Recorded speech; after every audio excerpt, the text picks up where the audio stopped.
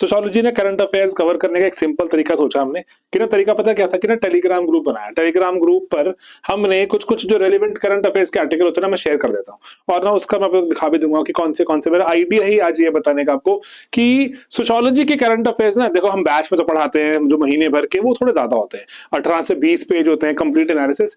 लेकिन एक बात देखना यहाँ पर ना, मैं आपको बस वही चाहता हूँ बताना कि किस तरह से काम करते हैं। जैसे खबर आई, मैं आपको ना 4-5 जो हमने इंपॉर्टेंट न्यूज शेयर की हैं पिछले हफ्ते में, वो आपको आइडिया भी लगेगा कि मुझे कैसे काम करना है। मैं आपको बिल्कुल हैंड्स ऑन साक्षात दिखा रहा हूं। जैसे ना यहाँ पर खबर थी कि ना, इटली ने लेटेस्ट नेशन बन गया फेमिसाइड का। क्या मतलब है इसका, है ना, फेमिसाइड को रिकॉग्नाइज करना, इसका मतलब क्या होता है। मैंने सिंपल वॉइस नोट डाल देता हूँ, यहाँ मैं आपको वीडियो में समझा देता हूँ ना। टेलीग्राम पे करते हैं हम ये, टेलीग्राम पे चैनल है, मैं आपको वीडियो के अंत में दिखा दूंगा। टेलीग्राम के चैनल का लिंक है ना, वो डिस्क्रिप्शन में लगा भी हुआ है। तो सिंपल करो भाई काम ना, करंट अफेयर्स सोशो का सिंपल करो, मैं आपको वही चाहता हूं आज बताना। तो उसके बाद ना ऐसे ही एक ये कार्ड होता है, ये कार्ड सिंपल सा इमेज फॉर्म में मैं ग्रुप में डाल देता हूं, टेलीग्राम ग्रुप में। दिन के हम ऐसे एक दो करंट अफेयर्स डाल देते हैं, है ना, बढ़िया वाले, जिससे आपकी थोड़ी अंडरस्टैंडिंग बढ़ जाती है। सिमिलरली ट्रंप ने कहा मैं माइग्रेशन बंद कर दूंगा थर्ड वर्ल्ड कंट्री से। सोशियोलॉजिकल इसका एनालिसिस देख लेते हैं कि भाई कौन से जो हमारे एडवर्ड साइद ने क्या कहा था, कोहेन ने क्या कहा, माइकल फूको क्या कहता है ना। इस पर एक सिंपल एनालिसिस, ये कार्ड हमने शेयर कर दिया। यही मैं आपको चाहता हूं इस वीडियो में बताना, ऐसे 4-5 एग्जांपल्स लेकर। ठीक है, शुरू करें। जैसे सबसे पहली बात तो है इटली, कहते हैं कि ना बन गया एक लेटेस्ट कंट्री जिसने फेमिसाइड, फेमी का मतलब में 2 शब्द जुड़े हुए हैं, फीमेल और साइड मतलब मारना, है ना। देखो जैसे इंसान को मारते हो उसको होमिसाइड कह देते हैं। अच्छा जी, अगर आप खुद को मार लेते हो तो उसको सुसाइड कह देते हैं, है ना। तो औरत को मारना फेमिसाइड। अब ना ये अलग क्यों है, क्यों ना, देखो विमेन है ना, उनकी थोड़ी जो प्रॉब्लम्स अलग तरह से है समाज में। समाज ना उनको थोड़ा सा डिग्रेडेड रखता है। ऑनर किलिंग, है ना, ऑनर किलिंग में लड़का भी मारा जाता है, लेकिन ऑनर किलिंग में लड़कियां ज्यादा मारी जाती हैं। तो इसीलिए स्पेसिफिक तरह के वायलेंस अगेंस्ट विमेन हमारे सोशो का पेपर 2 का टॉपिक है। वो सोशो का टॉपिक है, वो पढ़ना जरूरी है। तो उसमें एक ही बड़ा कदम है कि वायलेंस अगेंस्ट विमेन को रोकना। दहेज ना लाने के लिए मार दी गई, किसको, औरत को मारते हो ना, फेमिसाइड। ये ना इससे बेटर रिकग्निशन हो पाएगी कि कितनी औरतें स्पेसिफिकली इसलिए मारी गई क्योंकि वो औरतें थी, है ना। ये फेमिसाइड की बात यहां जरूरी हो जाती है। यही मैं चाहता हूं बताना कि ना, देखो जेंडर पावर, फेमिनिस्ट थ्योरी में बात करें, पहली बात तो है कि ना ये जो अब जो एनालिसिस है ना, ये जो थोड़ा जो पेट्रियार्कल कंट्रोल से बाहर लेकर आएगा विमेन को।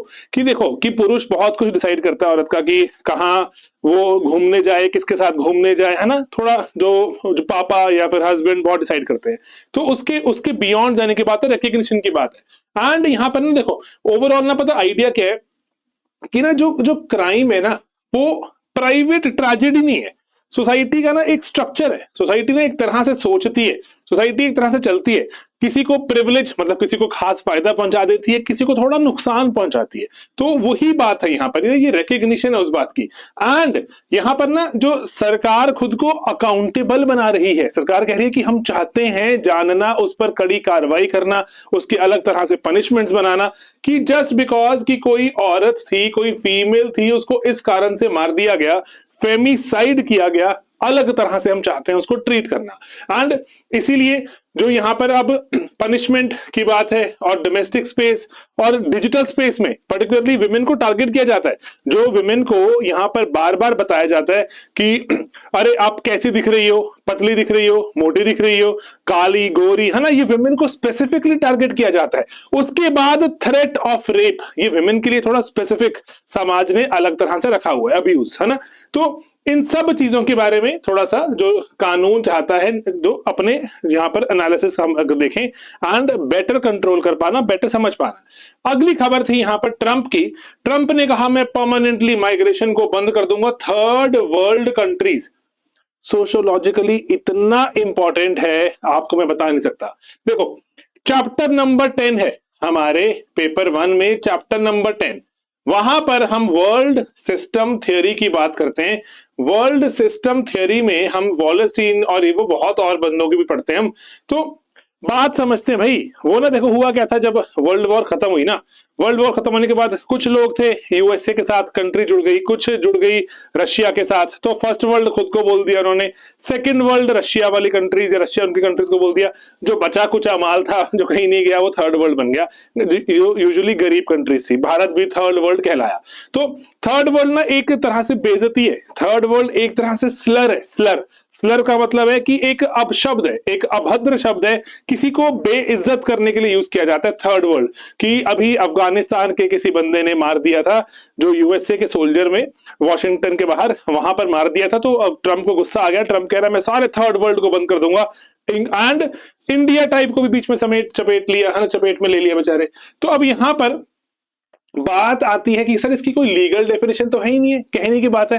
एंड जीनोफोबिया, स्ट्रेंजर्स का फोबिया, अमेरिका बढ़ चढ़ के लोगों को बुलाता है, एंड माइग्रेशन इतनी कंट्रोल्ड रखता है कि किसको बुलाना है किसको नहीं बुलाना, कितने टीचर्स, कितने ड्राइवर्स, कितने शेफ, क्या क्या चाहिए, कंट्रोल्ड माइग्रेशन रखता है अमेरिका। उसके बाद आप अपने फायदे के लिए बुला रहे हो, एंड देन उनका डर भी बनाया हुआ है कि वहां बुला के वो डर के साए में भी जिए, है ना। तो इसीलिए अदरिंग की बात आ जाती है। एडवर्ड साइड ने लिखा अदरिंग, आप अदर घोषित कर देते हो कि एक हम हैं और एक अदर्स हैं, ये अलग हैं, अदरिंग हो जाती है। उससे देखो नेशनल कोहेजन तो आ जाती है। जब इंडिया में भी ना जो हम अलग अलग तरह से डिवाइडेड थे 1947 के पहले, है ना, आज भी डिवाइडेड है वैसे, लेकिन कोई हिंदू, कोई मुसलमान, कोई ऊंची जात, कोई नीची जात, कोई साउथ इंडियन, कोई नॉर्थ इंडियन, ऐसे अलग अलग चलते थे। सब इकट्ठे हो गए क्योंकि हमें एक दुश्मन दिखा, कॉमन एनिमी अंग्रेज लोग दिखे, है ना, कॉमन एनिमी दिखा। तो यही सेम चीज अदरिंग हो रही है, अब बाउंड्रीज बन जाती है। एक तो हम जी यूएसए वाले व्हाइट लोग और एक नॉन यूएसए वाले, तो इसलिए अदरिंग हो जाती है, उससे बाउंड्रीज बनती हैं, उससे समाज में कोहेजन ड्रॉप होता है, समाज में रहना मुश्किल हो जाता है, डर का माहौल रहता है ना, अदरिंग। एंड स्केप गोटिंग, जो भी कुछ कहीं गलत हो रहा है डाल दो थर्ड वर्ल्ड पे। अमेरिका में इन्फ्लेशन ज्यादा, डाल दो थर्ड वर्ल्ड पे। अमेरिका में क्राइम बढ़ रहा है, डाल दो थर्ड वर्ल्ड पे। सब कुछ थर्ड वर्ल्ड पे स्केप गोटिंग करके डाल दो। एंड यहां पर जो पॉलिटिक्स, सर्वेलांस की हमें नजर बना के रखनी है, इसीलिए सरकार ये कड़े कानून लेकर आ रही है ना, ये सर्वेलांस की यहाँ पे जो सरकारें अपने जो केस को मजबूत बना देती हैं। एंड जो ये वॉलस्टीन का आइडिया है ना, जो वर्ल्ड सिस्टम वाला, ये बिल्कुल बढ़िया तरीके से हमें इंप्लीमेंटेड दिखता है कि एक तो है भाई कोर कंट्रीज, अंदर से ये मजबूत कंट्रीज मानती हैं खुद को, USA, UK, France, Germany. Then ये पेरिफेरी जो थर्ड वर्ल्ड टाइप कंट्रीज हैं उस पर अपना कंट्रोल बनाए रखना चाहती है। लेकिन आज किसी की कंट्री पे जाके राज करोगे तो वो कंट्री वाले लोग प्रोटेस्ट करेंगे ना, हम पे राज क्यों कर रहे हो। तो वो सिस्टम्स ऐसे बनाते हैं, टेक्नोलॉजी पे डिपेंडेंस, इनकम की डिपेंडेंस, सारी डिपेंडेंस आप रखोगे कोर कंट्रीज पे, पेरिफेरी एंड सेमी पेरिफेरी ये हमेशा निर्भर ही रहती हैं। तो ये इसीलिए वर्ल्ड इसको बोलते हैं कि कहने को कोई किसी का गुलाम नहीं है, लेकिन कितनी ज्यादा गुलामी है ये बात की जाती है, ये समझना जरूरी होता है ना।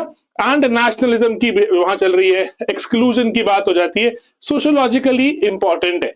देन संचार साथी ऐप की बात शुरू होती है। आर्टिकल लिखे गए फिश बोल सोसाइटी, मैंने इस पर वीडियो बनाया था अलग से। तो फिश बोल सोसाइटी का मतलब बड़ा सरल है भाई, कि हमें लगता है कि हम अपने अपने जीवन में आगे बढ़ रहे हैं, लेकिन हम मछलियों के जो होता है ना, एक जो वो बोल होता है जो, है ना, जिसमें तैर रही होती है, कांच का होता है ना, वो सब दिख रहा होता है बाहर, अरे वो तैर रही मछली ऑरेंज कलर की, वो तैर रही मछली ब्लू कलर की, है ना, सब दिख रहा होता है भाई, हम वैसे ही हैं। सब कुछ दिख रहा है ऑलरेडी, सरकारें, कंपनियां, आईएसपी जो आपका इंटरनेट सर्विस प्रोवाइडर है, क्या देखते हो आप क्या नहीं देखते सब जानता है वो, है ना। तो सब देख रहे हैं, फिश बोल है, हमें लगता है हम चुपके चुपके इनकॉग्निटो में देख लेते हैं, भाई भाई सब देख रहा है वो। तो ऑलरेडी हम फिश बोल सोसाइटी में रहते हैं, सोशियोलॉजिकल एक कॉन्सेप्ट है।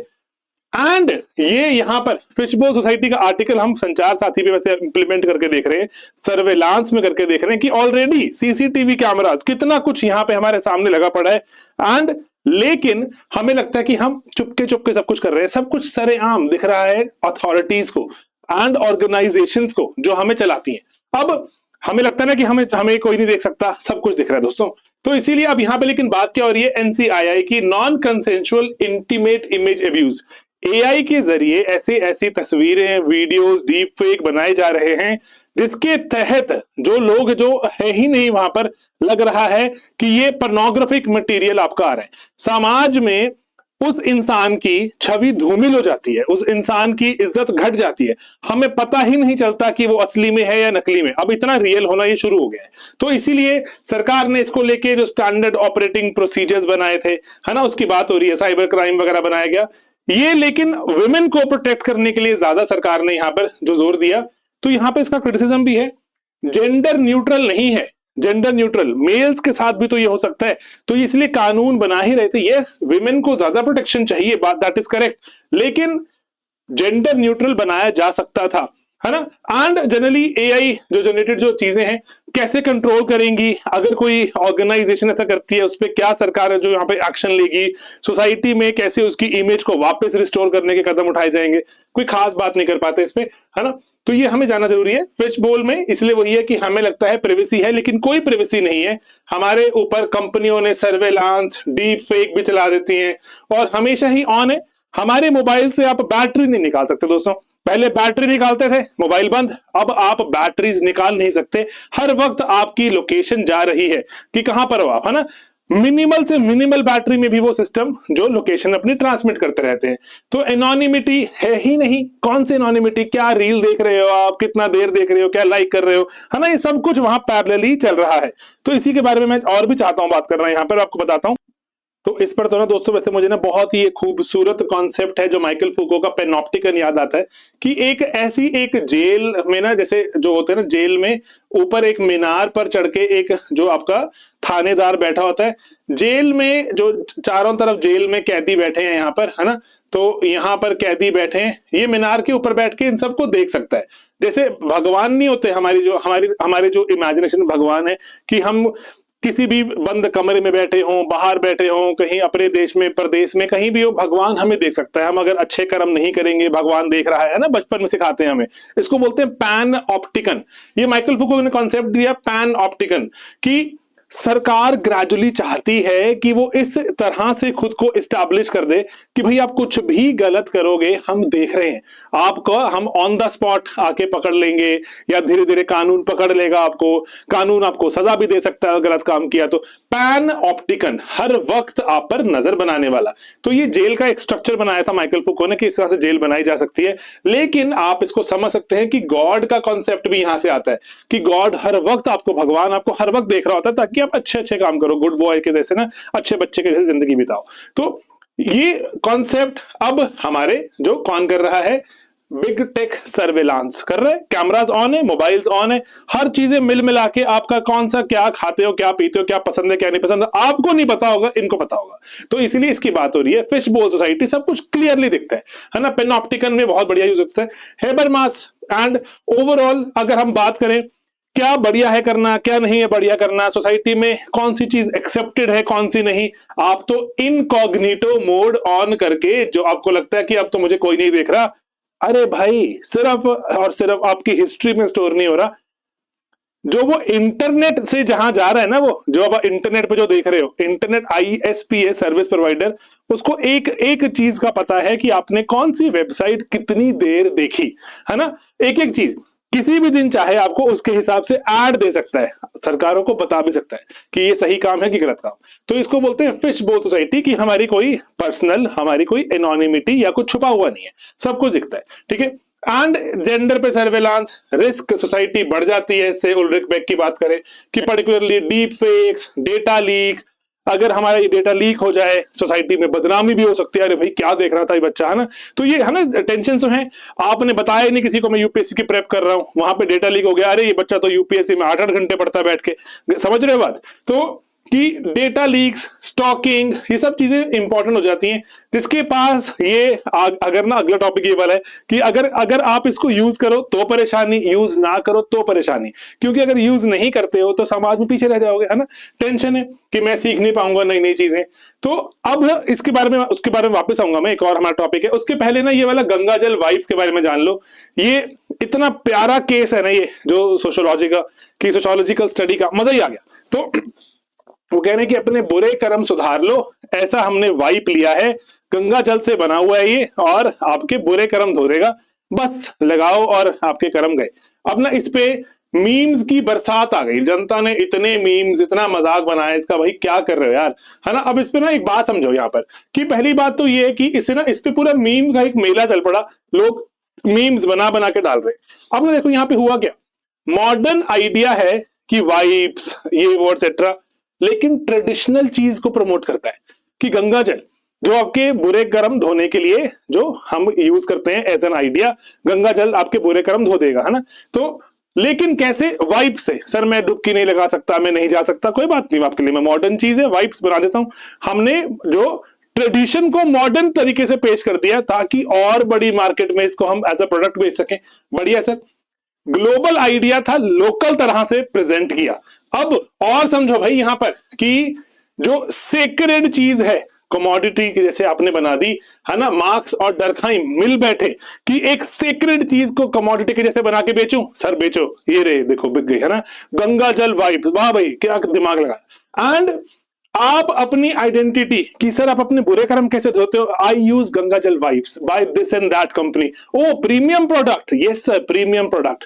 आपकी आइडेंटिटी शेप होती है इससे कि सेम ही चीज महंगी चीज का यूज करोगे और आइडेंटिटी शेप हो जाएगी। मेरे तो कोई बुरे कर्मा ही नहीं है sir, why why sir Ganga jal vibes, okay. And अब यहां पर एक बात समझनी बहुत जरूरी है कि इस पे इतने मीम्स बने, इतने मीम्स बने, ट्विटर तो बेचारा उस दिन सारा दिन यही चलता रहा।